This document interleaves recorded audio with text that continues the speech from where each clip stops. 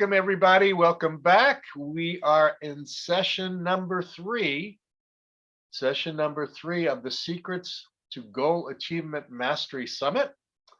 I'm Mike DeLuca. I am your host and very, very grateful that you have all shown up for this third session of our program. Today, we are focusing on the third key. Yesterday, we looked at the first and second key, the first key being concentration and the integration of past, present, and future. In our second session, we looked at creativity.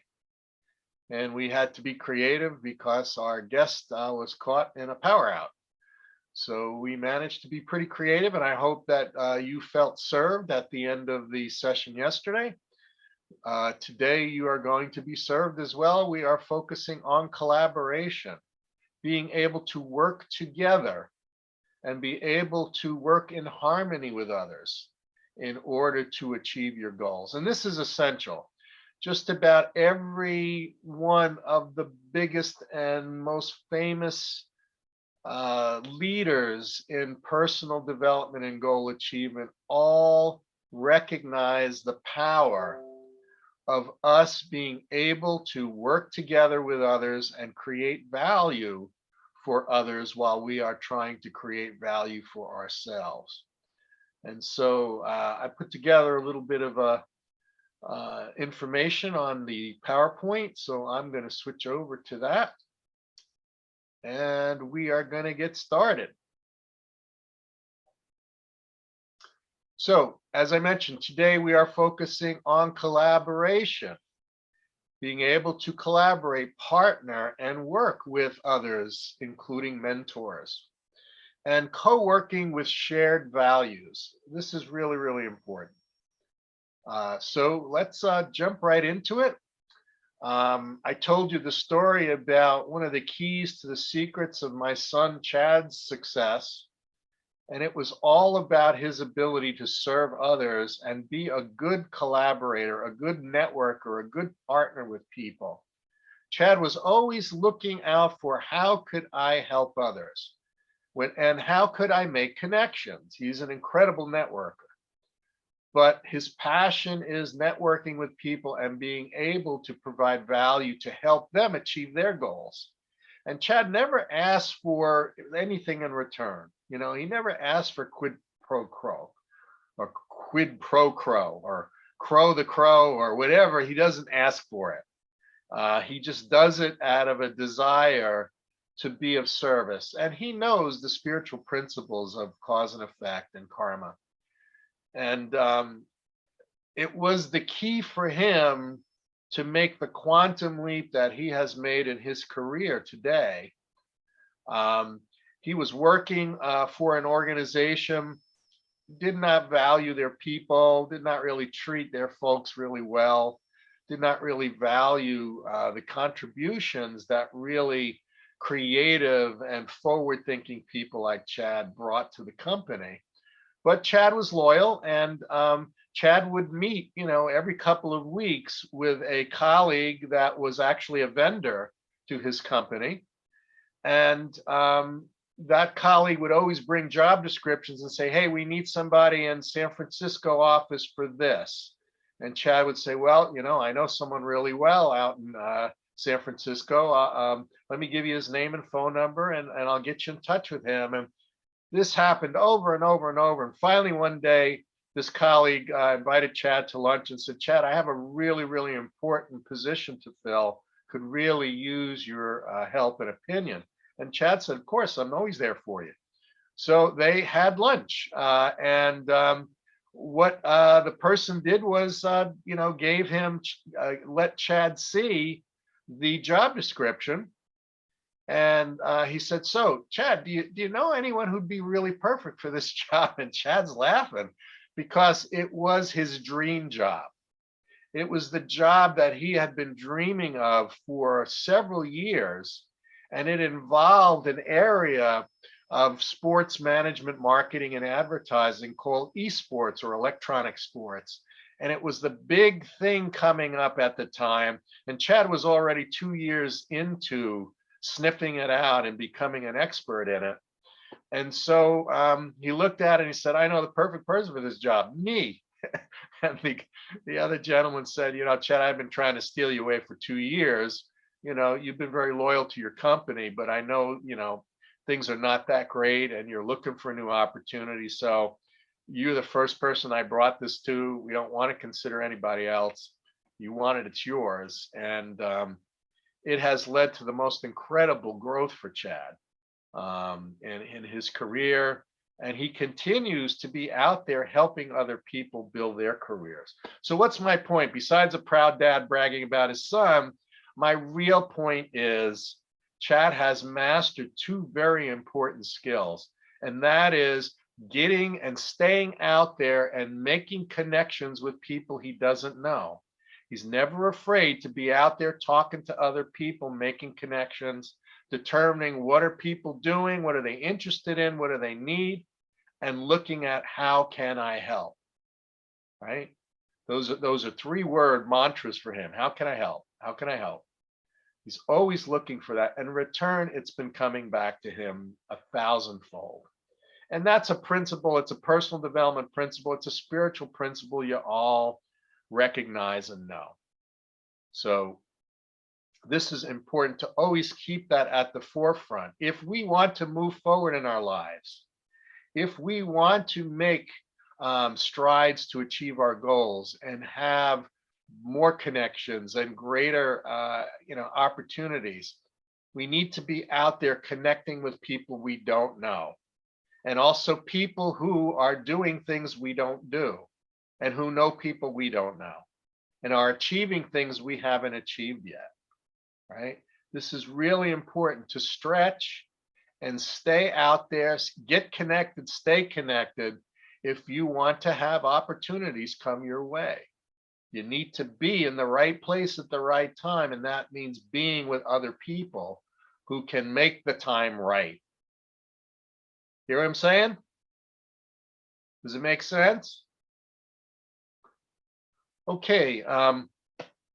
In the 45 years I worked out in industry and business and coaching and consulting, training, speaking, what I noticed was some of the most basic principles are often the most overlooked. And that is, if you want to achieve something, you need to be able to get along with other people. And what I've noticed over the years is, some of the most successful people, some of the most spiritual people, some of the most dynamic people sometimes forget the importance of being nice to each other and being kind and cooperating with each other. And they forget that this is a very basic survival skill and a key to success, mutual success. So today, under the category of collaboration, I would like to go through some principles, and we're going to do some small group work in these principles of being able to collaborate, being able to get along, and being able to create and maintain relationships with other people.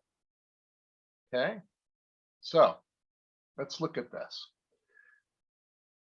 Probably one of the biggest influences in my life and personal development, and also my wife's, was Dale Carnegie. I started reading and studied Dale Carnegie a long time ago, and my wife was a Dale Carnegie instructor for 10 years. She took all of the Dale Carnegie courses. I've taken them, not all of them, but some of them.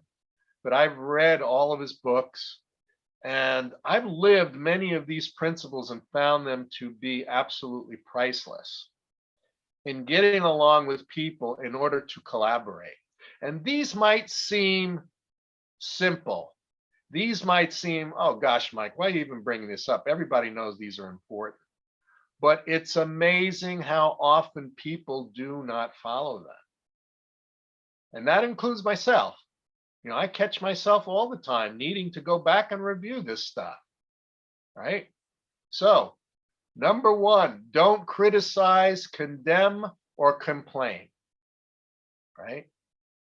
Don't criticize, condemn, or complain. In my Your 9 Steps program for Goal Achievement Mastery, one of our key steps is all about gratitude rather than complaining. And so I've made it a practice, and I've made it a practice for the folks studying my program, that they do a gratitude complaint audit. And they do it for a week. And it's incredible to see in how many circumstances did they find themselves complaining. Now, life is difficult, and we all have things happen to us that are not the most pleasant things, and we're given a choice. We can complain about it, right? If somebody is doing something we don't agree with, we could criticize it or even go to the extreme of condemning it and them. But what does that really buy us other than a momentary stroking of our ego and causing us to somehow feel a little bit more important because we've made somebody feel a little bit less? Okay.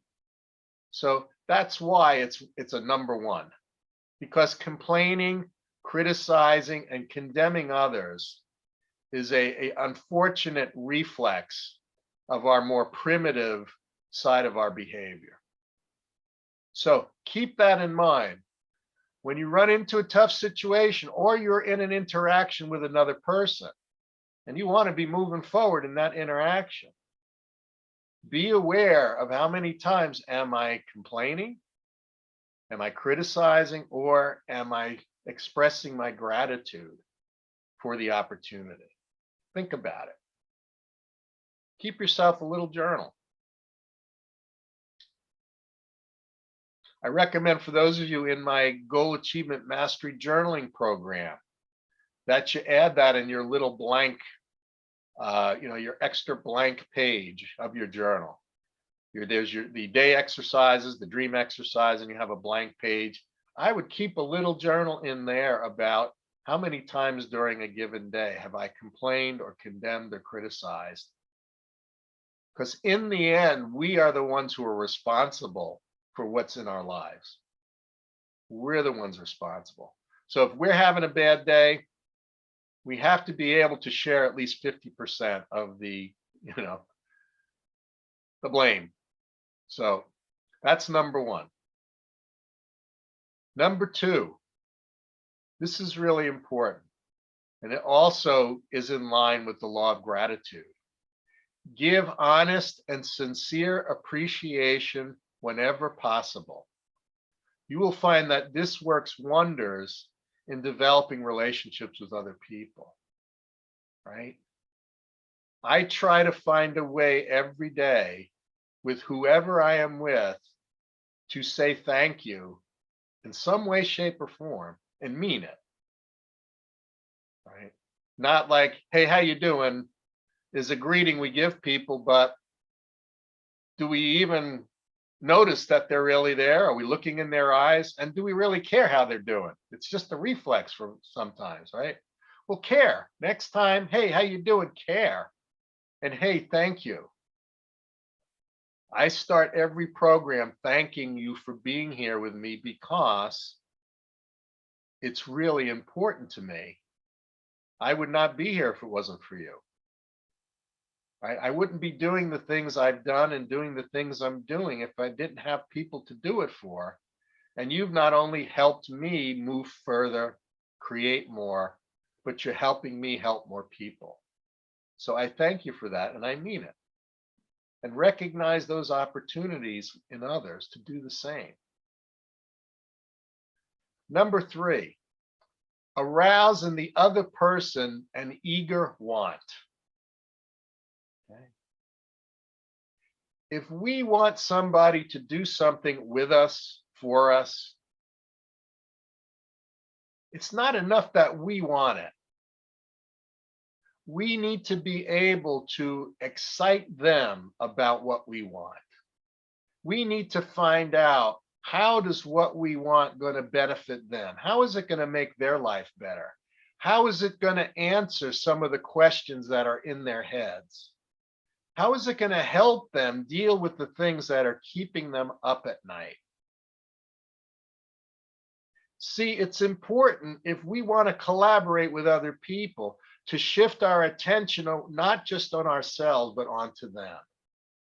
And find out, what is it that they want? What is it that they need? What is it that they fear? Right? And that leads to number 4, become genuinely interested in other people. Oftentimes we live our lives in little cliques. Maybe it's with people who we live near, maybe it's family and neighbors. Maybe it's people who believe the same way we believe. Maybe it's a church, or maybe it's a group, whatever. But we tend to be most comfortable with people who believe the same way we do, live the same way we do, talk the same way we do. But where does that get us when we want to move beyond where they can take us? Because chances are, if we're hanging with the same kind of people, the opportunities to move forward and reach higher are going to be limited if we're not meeting new people. So it's important to become genuinely interested in other people. And while you're being interested in them, find a way to connect and find a way to serve, other than just getting them to think the way you do or believe the way you do. But find a way to contribute to their lives. Find a way to be of value. Now, everyone is here at this meeting today for many different reasons. Some of you are looking for personal growth. Some of you are looking to move beyond where you are right now. Some of you are looking to overcome some of the challenges that COVID has brought into your lives. Lots of different reasons. But in all those reasons, these principles apply.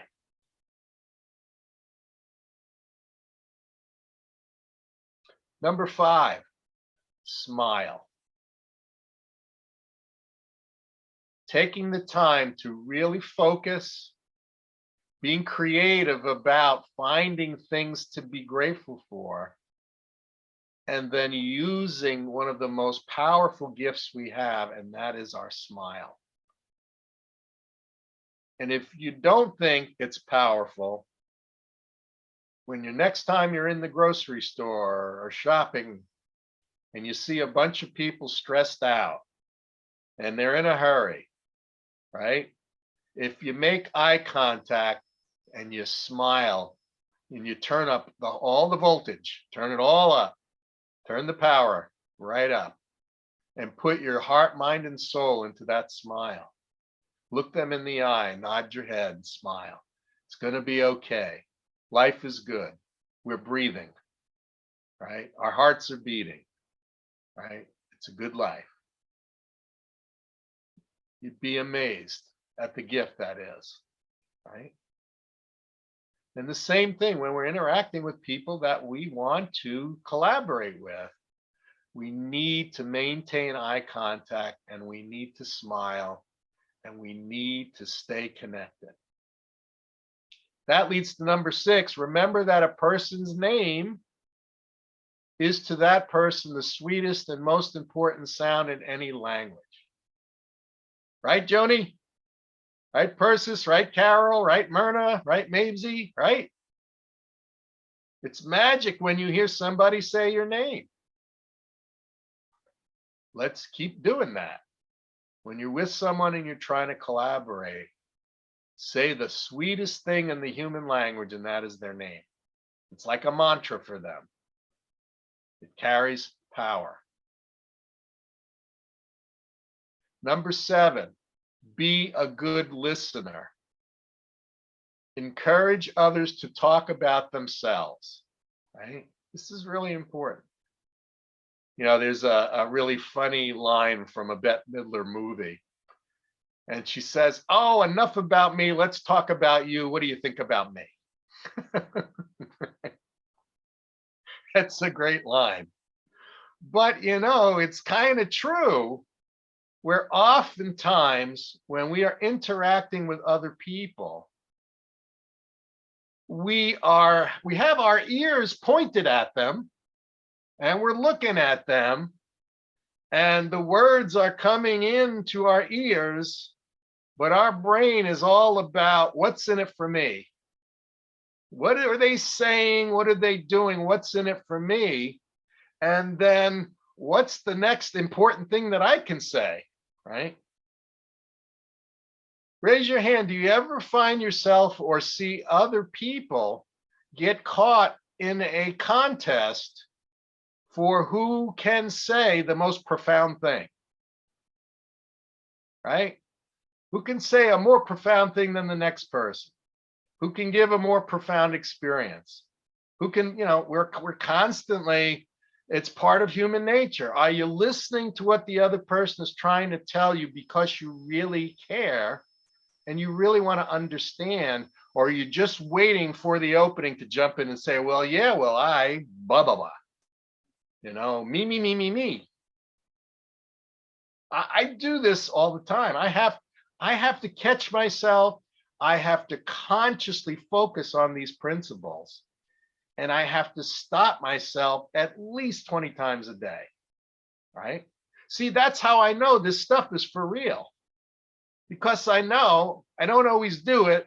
And when I catch myself not doing it, I'm usually sticking my foot in my mouth, tripping over something, causing somebody else to be mad at me, hurting somebody else's feelings, because my attention was on me.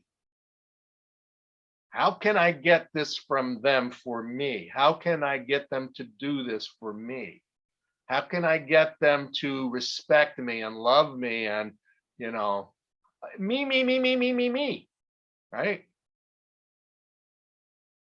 When we're trying to collaborate, it's all about them, them in relation to me, me, me, me, me. Yes or yes?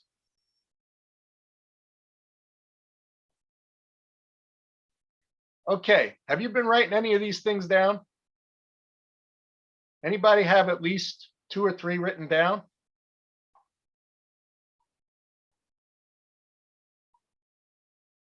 Okay. So here's what we're going to do in our first breakout. We're going to do a bunch of them today. In our first breakout, we're going to break into teams here. And we're going to have a conversation. I want you to interview the other person that's in your breakout. I want you to interview them, find out as much as you can about them. And I want you to be able to use these principles so that you can practice them and you can see the results, right? Now, you're not going to say, hey, I'm about to use honest, sincere appreciation. Get ready, because here it comes. No, don't do that, right? Just have a conversation and weave these things in. You'll see it's not easy, but it's simple, right? So take a look on the screen. If you haven't taken some notes, take a few notes. These are the most basic of these principles. Then we're going to get into duos. You're going to interview the other person, find out what you can find out about who they are, where they are, what they are, why they are, and why they came to this session today. And then find a way to listen, use at least 3 of these principles, and then see if there is a way that you can collaborate with them. See if there's something you can do to help them achieve their goal or solve their challenge. Has everybody got that? How long do we have? We're going to go for, I'd like for each of you to spend at least 5 to 8 minutes each person. So let's say you have 20 minutes, right? Okay, 10 minutes each. Are you going to give us a change signal or no? No, you're Okay. you're big boys and girls. So you're gonna go ahead and just keep your phone handy, your watch, sundial, whatever you have to keep time, and know that in 10 minutes switch over. Yeah, otherwise I would have to jump in and out. No, I'll try. I'll send a message to the group. broadcast message. Yeah, I'll broadcast a message that it's 10 minutes. But you might be so involved, you might not see the message. So just keep each other on track. All right, so that's what I have planned for you to do. Do you recognize the value in this? Yes or yes? Okay. I promise you're going to find value in this, and you will carry this over to the other things we do today and for the rest of your life. Okay, welcome back, everybody. So I really, really, really want to hear from you folks about what that experience was like for you. It seemed very, very simple, but tell me about what you learned from the other person, and tell me about what you learned about yourself, and tell me about what you learned about the skills of collaboration, of communication and collaboration. Who wants to be the first for me to volunteer? Carol, go for it. Hi, I was with Mark Bills and Who? Mark, and it was interesting because he saw things that I didn't see. So that to me is collaboration. He was able to help me see things that I didn't see. So thank you, Mark. And how was the experience of interviewing him and really listening? Well, I'm like a detective, so I enjoy that stuff. Ah, that's great. So maybe I could just follow that because I was Carol's partner on this. It was just an absolute blast. First of all, it was so much fun. I love doing this kind of thing, and and Carol and I are friends, so it was just fascinating, really hearing about her life, really listening. I was kind of taking notes as well, and I found that was kind of helpful, just to little key points that I could refer to, and just hearing a person's life and what they're doing. And I saw some parallels of experience between us, and it was just an absolute pleasure doing it. It was a lot of fun, and I found I wasn't like, I was too focused on what Carol was saying to think about too much about hitting all those points. But I think that maybe I've done this sort of thing enough. I went back and looked at the points, and I think I managed to hit most, or maybe even all of them. So Great. So it was valuable for both of you. You received some clues, especially since Carol is a detective. You received some clues on how you can take some of this information and apply it during your week. Yes or yes? All right. definitely. Okay.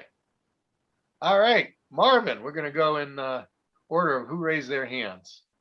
Well, I had a great time with Randy, and I'm just becoming starting to become friends with Randy, and it's just really gratifying because I'm really on this health kick, and he's one of the most knowledgeable people about health around, and we just had a wonderful time. I think that I have a lot of these principles already that I use, and some that need sharpening up. And it's a great thing to focus on. And I really enjoyed Randy and getting to know him and his deep commitment for helping people be healthy and how much he serves people with that. And it was wonderful. I'm very touched. So, Marvin, let me ask you, were there some of these principles that you experienced wanting to work on them over the days to come that maybe did not come as easily, that would be good, goals to focus on? One of the ones, especially for work, and I've been trying to do this on my own with a little bit of success, but to do more is to arouse in other person, an eager want. Like in my job as a tech writer, I very often need people to review things, subject matter experts who know more about subjects than I do. And they don't see, a lot of them see it as a drain on their time to start with. But if I manage my relationship with them in a certain way, and it doesn't occur to them like that. And some of the busiest people that I've ever met just collaborate with me regularly without using that, oh, I just don't have time excuse that I used to run into all the time. So that's one of them. Smile, stopping to smile and give that experience of smiling and really from the heart with people. That's something that I need to do more also. Great opportunities. And that's the reason that I brought these techniques out for today. We all have heard them and know them, but it's interesting what happens when you're given the opportunity to practice them with a purpose, right?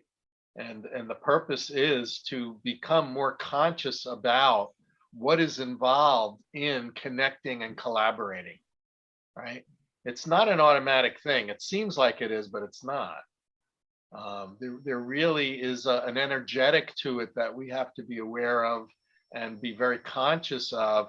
And we really do have to be focused outside of our own self into being focused on other people. So great. Thank you, Marvin. Randy, since you were his partner, what would you like to add? Yeah, that was great. Thank you, Marvin. Yeah, it was really fun. And part of what fun is when somebody's asking you about what you do. I know a little bit about this, and you do this and this and this, but I don't really know what that really stands for in your life. What is it that you discovered over these years? Because we do have some common ground here between the two of us, spiritually and in other ways. And I'm saying that, boy, isn't it amazing? And I'd like to know from you, what is it that you have discovered on your daily, in your daily purpose and who you truly are? What is it that life has provided you an insight into a greater understanding of not only yourself, but other people? Because we share a common denominator, all of us. And so here we are, discussing, having this mutual interview. But my curiosity was, what have you found? What has it done? Where has it taken you? And where are you now with it? And Marvin was great. It just really fell into place. It was terrific. Awesome. Thank you, Randy. Yep.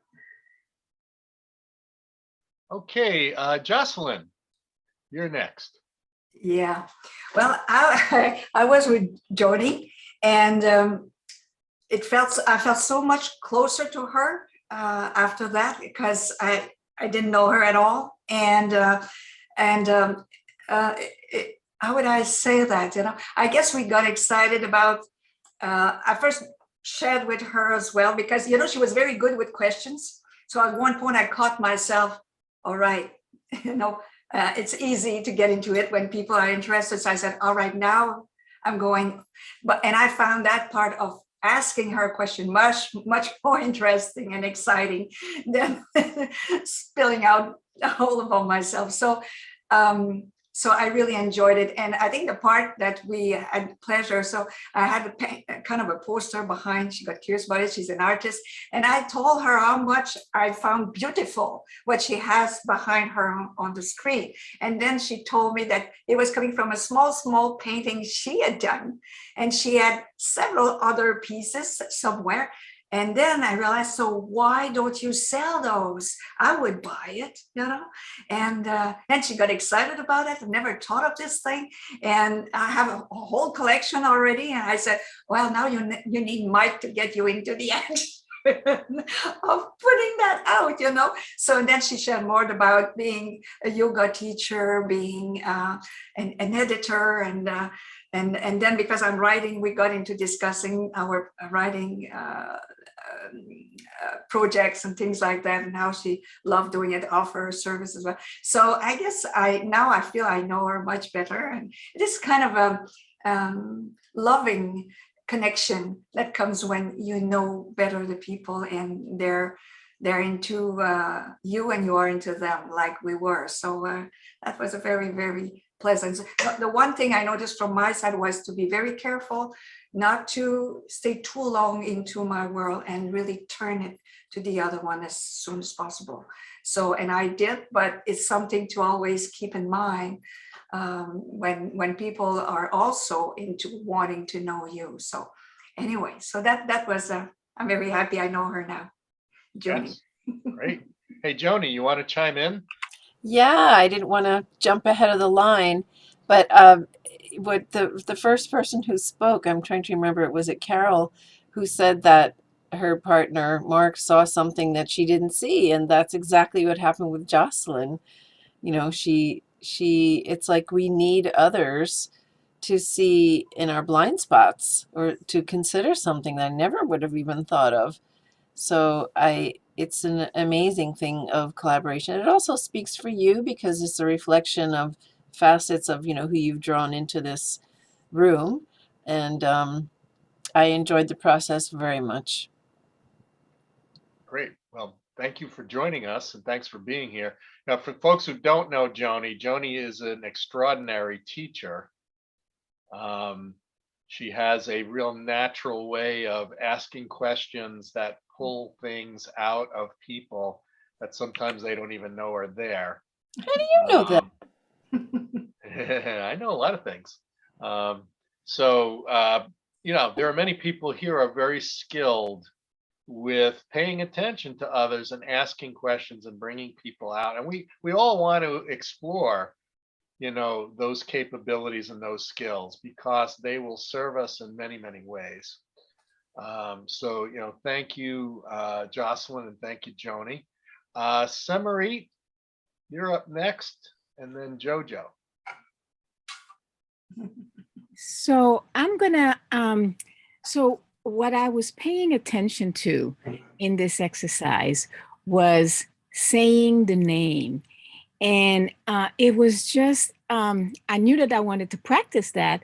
And in the course of the conversation, it's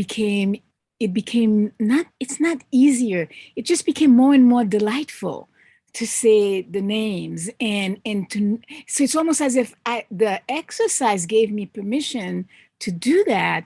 And it was really very heartwarming. And the second thing I want to say is that the person I was interviewing is very quiet. And so I was kind of, how much do I want? And when a person comes from quiet and really opens themselves to you, oh my God, what a gift.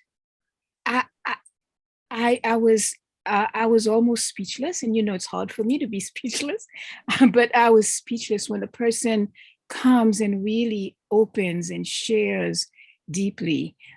So those are the things that I kept from this exercise that I will apply because I was enriched. Wonderful, thank you. And who was the person you were in the group with? I was gonna wait and see whether they wanted to be identified or not. Okay. All right. I respect that. So the person who was in Semarit's duo, you can choose to or not join in the conversation, or we can you can pop up later. It's okay. It was Leah and myself, Mike, and I wasn't the great. quiet one. Great. Let me find you here on the screen. Mhm. Where are you? There you are. Okay. So for quiet people, how was this exercise for the many quiet people? Just being quiet about it. Okay, Yeah, I am being quiet. it's okay. You know, it's interesting that Semri talked about names, because that's something that's always been important to me. I used to work with a boss that we had a lot of foreign nationals that worked with us, and they were trying to become citizens, and he would never learn the right pronunciation of their names, and it used to drive me crazy, because it would be like, that's a deliberate insult to mispronounce somebody's name again and again and again. So it's interesting that Semri mentioned that, because I found that to be an important principle in my life. The first thing I ask, I'm not sure, is, and how do you pronounce your name? Because I want to know, you know, so that I'm honoring them. Yeah, it's real important. Great point, Larry. Hmm. Yeah. Yeah, there Thanks, is Semri. It was a great time with you.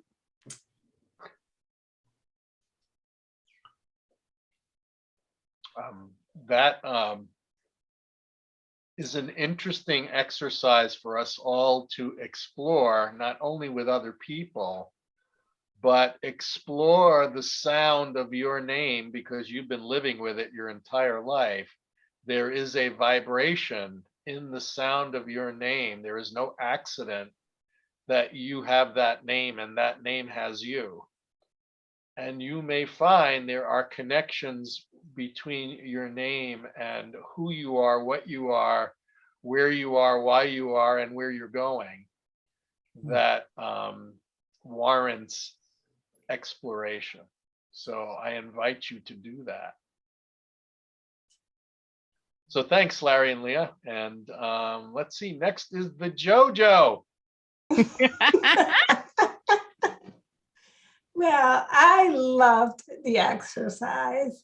And I ended up with Stan. And I, first of all, I've seen him before, I guess, in something, but I didn't know him. So, but it was interesting because he made me feel really comfortable. And then he called me by name. He said, JoJo Carter. He was reading it. And he's a writer. And it's so interesting. And first, I felt a little awkward because I was trying to figure out how could this help me.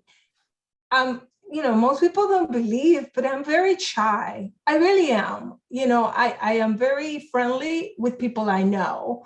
And if I'm comfortable, I'm pretty good. But, like out and about, I'm very conscientious of others. And it's not like I could go out to anyone, start talking to them, things like that. So the whole time I'm trying to think of collaboration and how this could help me interact with others, especially trying to reach my goals, which is marketing. You have to interact with people, you have to talk to people, and it's all about them. So it was interesting because that's what I kept in the back of my mind. This is not about me, it's about learning as much as I can about him. Obviously, fascinating story. I loved it. I know where he was in Chicago and all these different things and how he grew up when he went to school, his parents. And it was just so beautiful. It was just so beautiful that we had this time to meet this person, and they're pouring their heart and what they do. And he's a writer, and he probably wants to write a book, and that's why he's here. But it all started, kind of when he called my name. I tune in. And it was like meeting an old friend. And I was, and he was paying attention to the point that I shared with him like two of my goals. And then my husband came in the back of the screen. He just actually reached out with his hands, like he spotted him. He said, "Oh, that must be your husband." So it was surprising how much attention he gave me, because I was talking to him for talking, like for doing the exercise. But like even that, like he actually noticed that the hands of Bruce were in the back. And I thought, wow, there's somebody that really is paying attention. So it was wonderful. I really enjoyed it and I loved it. And thank you for that. We are all a work in progress, Stan, absolutely. And I hear what you're saying about it is very easy to have our attention scattered by the incredible need that is out there in the world. And that's why the idea about the importance of putting on your oxygen mask first before you can help someone else is becoming more and more important as time goes on, about us doing the best we can to first make sure we are operating at the highest level of focus and being conscious, awake, aware, and creative. So I hear you, and this is our challenge, because there is everything and anything out there that can take our attention, take our momentum, take away our confidence, create fear. And that's why, I do these things every quarter. I pretty much say very similar things, but it's important that we remind ourselves of the importance of that concentration, that focus of keeping your eye on the goal, keeping your eye on who, what, where, why, and how you want to be and need to be while the storm is around you. It doesn't mean we're not looking out for other people, trying to help other people, but it means that first we take responsibility for getting it done in our world, in our home, in our bodies, in our minds and hearts. And then everything else flows from that. So that's a big reason why I do this every quarter, just as a reminder to myself and to anyone else who's willing to listen. It's really important, these three keys: concentrate, use your creativity to find creative solutions to your challenges, and collaborate with others, because together there's nothing we cannot do as a people in the world if we work together. And there's nothing we will accomplish if we don't work together. But we can't control what other people do. We can control what we do. Right. Right? And the world around us. So by being living examples, by doing that, walking the walk, not just talking the talk, but walking the walk. Every person in this room is someone I respect, because it's real easy to put pretty quotes every day and quote pretty quotes and quote books and quote scriptures. It's real easy to memorize stuff. It's a challenge to live it. And everyone here is here because you live it. And you want to live it, and you want to grow, and you want to be more of what you already are. And that's why we're here together, to celebrate that. Amen. Yeah. So thank you, Stan. You're welcome. And thank you for the example that you are over the years. We appreciate that. Don't get me started. Right. Okay. All right. So who was next? Who had their hand up next? Oh, well, I think we had all the volunteers. That's good. So moving on, there was a point, Jojo, that you stimulated an Wait a minute. idea in my Are head. you seeing Maybeth? No, Jojo. Maybeth, do you have your hand up? Maybeth? couldn't find my icon. Okay. Um, I was with Persis. Ah, excellent. Yes, we come from two different worlds, but we're totally parallel. She's like the second half of me. Ah, It was just one miracle right after another. How much aligned we are, and how much we have in common. You know, she's a musician. I can't hold a note. You know, it's like that. But I mean, it was a wonderful conversation, and I learned so much about her. I've known her for many years, but I didn't know her. So it was nice to meet you, Persis. Wonderful to meet you on many levels. I've seen you over the years, and we cross paths, and sometimes we come together. It was nice to come together. Yep. Thank you for your input. Thank you, Persis.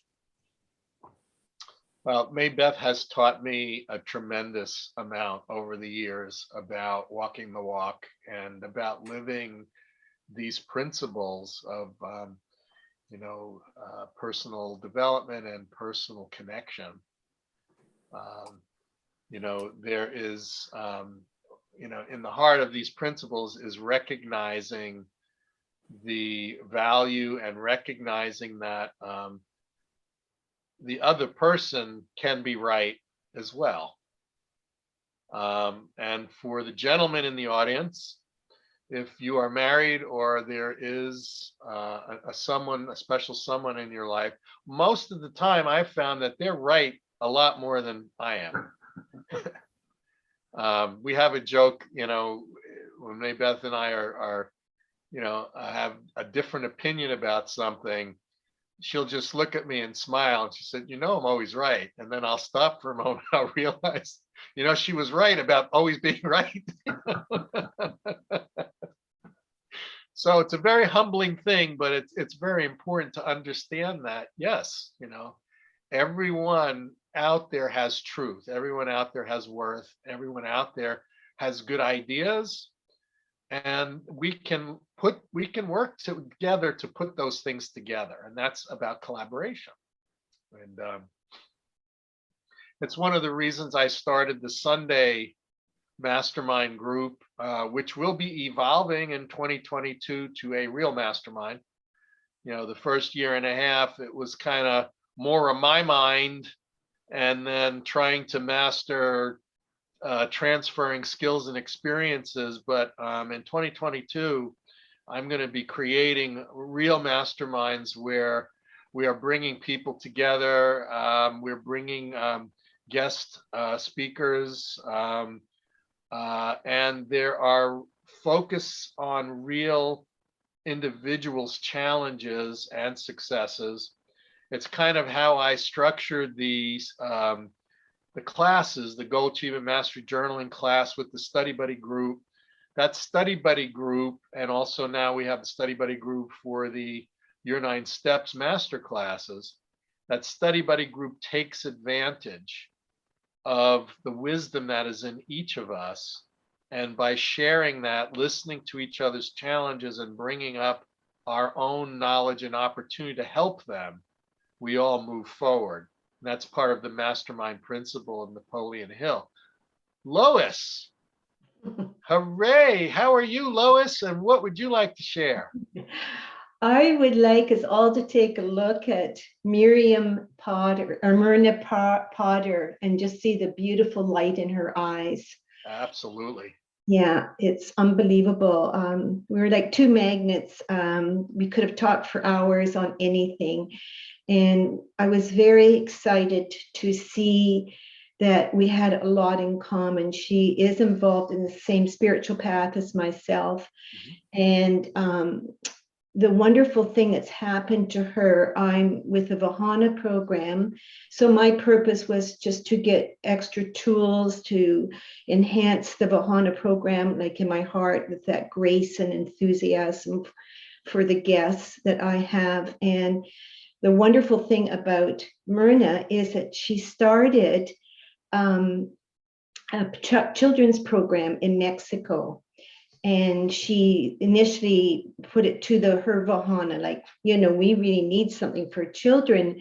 And the Vahana brought it back to her and said, I'd like you to do it as an Arahata. And she's done a wonderful job since February of 2021. And so with her talking, her passion, and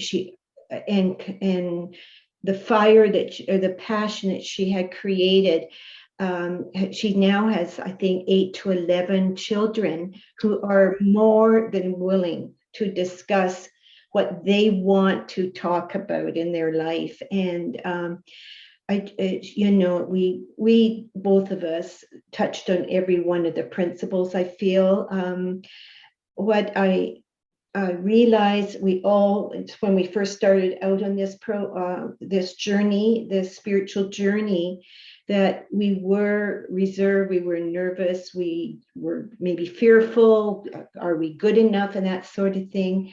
And she's made the commitment to overlook that with her love for the spirit of the Ek, and just carry on. And the light that she's radiating and the sweetness that she has just blows my mind. I'm so excited about it. And so we're like two peas in a pod. We also shared the same experience with Lai Si, which is one of the spiritual masters. It was one of the first people that I was introduced to. And I love his prayer, teach me the ways, O Sagman. And so it's just such a continuum. Like, we all have so much together in this group and everywhere, where we have these common denominator that just takes us off on our own trail of being a channel for the spirit within us and the continuum of that. Wonderful. Well, I totally agree with everything you said about Myrna. And what did you discover about yourself? Did I discover about myself? I discovered that to collaborate with people helps me maintain that fire within myself. And as I do love people, I really, my whole life with working in an intensive care area with premature babies, my whole role was to communicate with the parents and their bundle of joy. So I have great respect and admiration for every soul in this world and what they've experienced and what they've learned in life. So it's a team effort. It's all a team effort. We are all part of the whole. Beautiful. Well, thank you, Lois. You certainly added a great deal to the group this weekend, and we're very grateful that you took the time to join us. It's totally my joy. Yeah. And Myrna, would you like to share your experience in the dynamic duo with Lois? Oh yeah, that was a beautiful exercise for me. First of all, I didn't know her, but it was like the conversation was like to be a friends for all times, And another thing that was, she was so patient and listening carefully with so much love and attention. I could feel that. And when she was talking, it was so easy to listen her because she was clear and the sound of her voice was so sweet and friendly. I felt like embraced, and the exercise is really good for me because even if I am laughing and I had a lot of passion, but for what I'm doing. I am a little ashamed, as Jojo says. Maybe this is because we are in the same group.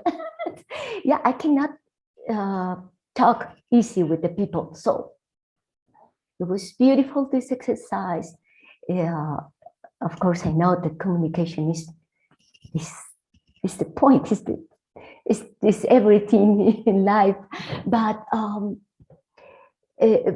with this exercise, I see how important it is to, first of all, to feel this love from the people and my own love going to them. That was beautiful. Thank you so much. Well, thank you, and thank you for being an example of all the things you just said. Because I agree with Lois. The light that pours from you, the love, the humility, the compassion that is such a part of you is a real gift to all of us and to the world. And just keep shining that light, Myrna, because you are a star, out there in the sky. And we're very grateful that you're a part of this group. So, yeah, thank you. Okay, anyone else? I'm scanning here to see if I've missed anybody who wants to join in. And I think not. I don't think I'm missing anybody. So I wanted to touch on something that the amazing JoJo said. I know she's working on developing her skills in marketing for her business, and she's doing an incredible job. What she's accomplished in the last year with her business and her own, the role that she plays in that business is phenomenal and inspiring. But Jojo, there is a quote that I came upon when I was putting this together, and it's a quote is by a gentleman by the name of Dan Kennedy, who recently passed away. But he was one of the most successful and most well-recognized gurus of marketing, and especially digital marketing, and one of the best copywriters in the world for marketing copy. But the principle I learned from his work is strive to always enter into the conversation that the other person is already having in their heads. Strive to always enter into the conversation that the other person is already having in their heads. Okay, this is a really important point, not just for folks who are engaged in the pursuit of marketing, but it's really important about getting along with other people, and especially in negotiation.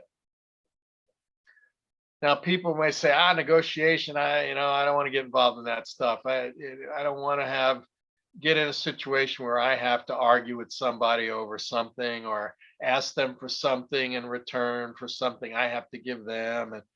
But the truth of the matter is, every second of every day is a negotiation. It is an exchange of time, attention, value, love, and effort, right? So we're constantly negotiating. The challenge that we have, and especially in North America, well, especially in the world today, is that we have been so brainwashed by the illusion that you must make the other person lose in order for you to win. And you see this concept everywhere in business. You see it on the highways, right? Where, people are obsessed with getting ahead of you. They have to beat you to the next spot on the highway, right? In order to be successful, you have to beat someone. No, you don't. In order to be successful, you have to win and they have to lose. No, you don't. To be truly successful is to understand that principle that Dan Kennedy was talking about, and that is, as you begin a negotiation, rather than putting this killer PowerPoint presentation together with all of these incredible points and videos and statistics, and just pound them with the information that and you're right, and this is what you want from the negotiation because you deserve it and you're going to get it, no one's going to stop. Versus, and I've been learning this for some of my mentors in business, and one of my mentors, when he enters in a negotiation, first of all, he does nothing to try to impress the other people, right? The fact that he's sitting there and they're sitting there means there is a mutual interest to work together in some way, shape, or form. But traditionally, what happens is, on one side, they're going to try to make what they have so important, and what they want to be so important, that they're not going to budge unless they get exactly what they want. So oftentimes in his negotiations, he'll walk in and they're all ready. They've got the guns pointed and they're ready to go, and they're waiting for him to take out his guns, bigger guns, and convince them that they should give him something. And what he does is he walks in, he never wears a suit. He wears t-shirts and jeans. He's a multi-millionaire, owns many companies. And he sits down, and what he does is he spends the first half hour of negotiation trying to hear the conversation that is already in the other person's head. And that is, he starts to ask questions. He says, look, I'm hoping that today we can create an opportunity for us to exchange value and work together so that we both get what we need in order to move forward. Now, I know you've got something ready, right, about what you want. And then you're going to expect me to come and tell you, no, this is what I want. And then we're going to fight, and then we're going to get a bunch of lawyers involved. No, that's not what we're going to do. I want to hear from you honestly. If we're going to do business, I want to hear from you honestly. I don't want to hear about what you want. What I want to hear about is what's been keeping you up at night, and what is it your company needs that is causing you to sit at this table and negotiate with me. So obviously there's something I have that interests you. You see value in that, and we're going to talk more about that. But I want to understand, what is it that you need? And, he said this time and again, when he does that, all of a sudden, all of the walls and all of the armor and all of the guns and the lawyers and all of that kind of parts, because it's two spiritual beings, it's two souls sitting at the table. And my mentor is sitting there saying, I want to truly understand what you and your company really need, right? So that's how we're going to start. I'm going to ask you some questions. I don't want you to give me the big PowerPoint and the stats. I want you to explain to me, what is it that you need that you don't have right now and you think that I can possibly add? And then once I've really understood what you need, I'm going to tell you what I need. And then we're going to try to creatively find a way where the two mesh, and you get what you need and I get what I need, and we both wind up being able to work together in harmony. Do you see the difference between the big PowerPoints and trying to get the person really impressed and make them feel like, oh, geez, I should feel honored that I'm, going to give away half my money and half my business to this company that wants to merge with me or wants me to work with them. No, it's show me what you need. And it's interesting because we begin to tell stories about, we're having a tough year. We've lost some of our best people. We've lost some of our best customers. We really need a new and creative way of bringing things to the market. And we need a fresh access to new and different customers, right?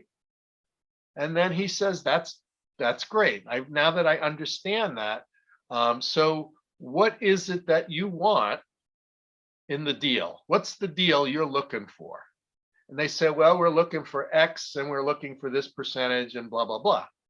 For those of you who've ever seen Shark Tank, it's like that. You know, this is what I want. This is what I need in order to make this deal happen. Right. And then my friend then sits down and says, okay, now here's what I need in order for me, for this whole thing to be worth my time. Right. Because I can get up and walk away right now. And you always want to be in a situation, in any type of negotiation, whether it's in business or when you get into a situation with another person where the negotiation, the exchange of value is lopsided and you're not getting as much as you're giving. You need to be able to have the honest conversation with, okay, what do you need? What do I need?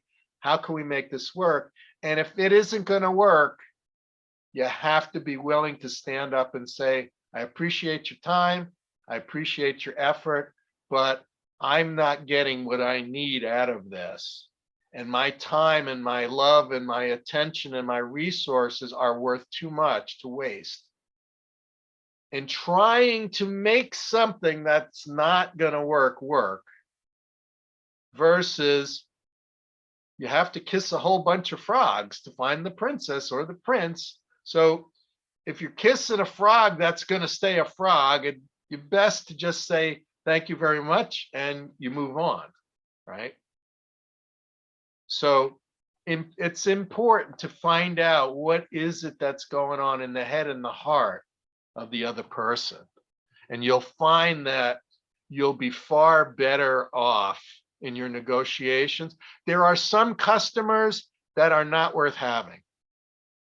And I can tell you, there are people who come to me and I'm very gracious and I'm very appreciative and I'm very, courteous to them, but I'm not going to work with them because I already know I'm not going to get what I need. They're not going to do what they need to do, and we're going to waste each other's time. And I don't have the time to waste. I don't have the time to waste. I don't have the energy to waste, and I shouldn't have to. And neither should you. Neither should you waste time, energy, love, and resources when it's not going to work. So for those of you working with the Goal Achievement Mastery Journaling System, there is a reason I put in there things to do, things not to do, and people, places, and things that support your goal versus people, places, and things that sabotage your goal. There's a reason for that. It's about honoring yourself. It's about honoring your goal. It's about honoring your resources. So it's important. It's important to get into the why of the person that you're negotiating with, but it's also important to stay true to your why. For those of you who know Sir Richard Branson, incredibly successful, creative person, he loves messing with people's heads who come to pitch him on deals. And I was watching an interview, and he was talking about one day there was a salesperson, a really high-powered salesperson, was coming to pitch a deal for him and the company. And Branson invited the person to come to his mansion to make the pitch, which immediately threw off the high-powered salesperson because he was thinking, oh, I'm going to be in the office. And so Branson has him come, and the butler says, okay, Mr. Branson, we'll see you now. He's in the bathtub having a bubble bath, right? And so the salesperson is freaking out. It's like, I got to come up. He's in the bathroom having a bubble bath. This is so uncomfortable. And this, it took away all of his guns and all of his preparation and all of his ego. And he had to sit there in a chair while Branson is in the bathtub. Now Branson's covered with bubbles, so it's not like, he's naked. But Branson said, okay. He says, I want you to pitch me, but no PowerPoints. I'll let you use a tablet, but I want you to convince me, two people together in the bathroom here. I want you to convince me why I should be doing business with you. And you're not going to wow me with presentations, PowerPoint statistics. You need to talk mano a mano and help me understand why it's worth my time and energy and resources. And boy, that was the most difficult presentation that person made, but it was one of the best he ever made because he had to get down to the nitty gritty and communicate one-on-one, soul to soul, and talk about what's really in it for both Branson and his company and this person and his company. And as uncomfortable as it was, he got the deal. Right? 22 is I'm creating strategic alliances and partnerships with people who not only I can help them, they can help me, but I'm creating these partnerships to help you, to provide opportunities for events for you to attend that will increase your skills, increase your ability to achieve your goals, and help make you and your businesses and your goal achievement more successful. So I'm continually out there looking for how I can bring more value to you. I hope this weekend was of value to you. I hope you gained something from it. I apologize for the hiccup yesterday, but life happens and we roll with it. There's a great song from Michael Nesmith, who was one of the leaders of the Monkees in the 1960s. And he just actually passed away this past week. But he had a wonderful song called Roll with the Flow. And there's some really wise lyrics in there about being able to roll with the flow wherever it goes, even if it goes out of here. So, but I'm grateful that you are here. We're here. I'm grateful for your time. Very grateful for the folks that I work with every week. And I hope to work with more of you. I hope some of you who've attended this weekend see an opportunity for me to help you, serve you, and we can find a way to work together, whether it be through one of my programs or through coaching. Contact me and let's explore it. So thank you all for being here. I love you all. I am so excited about the life you have ahead of you, about all that you are pursuing and all that you are achieving and all that you will achieve. Keep connected to that future already goal achieved version of yourself. Keep recognizing the wisdom, love, and power that is inside of you and around you. Keep connecting with your mentors, your guides, right? And let's just keep helping each other take one step forward more and more each day. And let's help each other shine a little brighter every day because the world needs it. So thank you and have a wonderful day, a wonderful evening, a wonderful week. And maybe I'll see some of you again next Sunday.